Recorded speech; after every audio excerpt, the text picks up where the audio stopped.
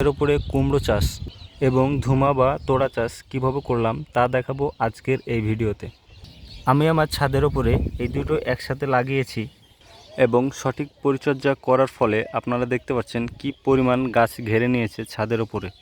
আপনারা যদি ছাদের ওপরে এরকম চাষ করতে চান তাহলে আপনারা সঠিক উপায়ে কিভাবে চাষ করবেন তা আমি বলে দিচ্ছি। আমার এই গাছগুলো আমি মাটিতে লাগিয়েছি এবং সেখান থেকেই ছাদের উপরে তুলে দিয়েছি। তার পাশাপাশি যে মাটিতে লাগিয়েছি আমি সেখানেই পরিচর্যা করি এবং সেখানে সার প্রয়োগ করি এবং ছাদের উপরে যে গাছগুলো উঠেছে দেখেন কি পরিমাণ পুরো ছাদটা ঘিরে নিয়েছে। ছাদের উপরে গাছটি উঠতে আমার প্রায় 1 মাস সময় লেগে গেছে, কারণ আমার ছাদটি হচ্ছে 2 তলা। এরপরেও দেখেন মাশাআল্লাহ ফুল চলে এসেছে এবং ফলও ধরে গেছে। যেখানে দেখেন আরেকটি ফল, আল্লাহর রহমতে ফলের কোনো কমতি নেই, মাশাআল্লাহ অনেক ফল ধরেছে এবং গাছে এখনও প্রচুর পরিমাণ অনেক ফুলও ধরে আছে। আস্তে আস্তে ফল ধরাচ্ছে এবং আশা করি আরও সামনে ধরবে।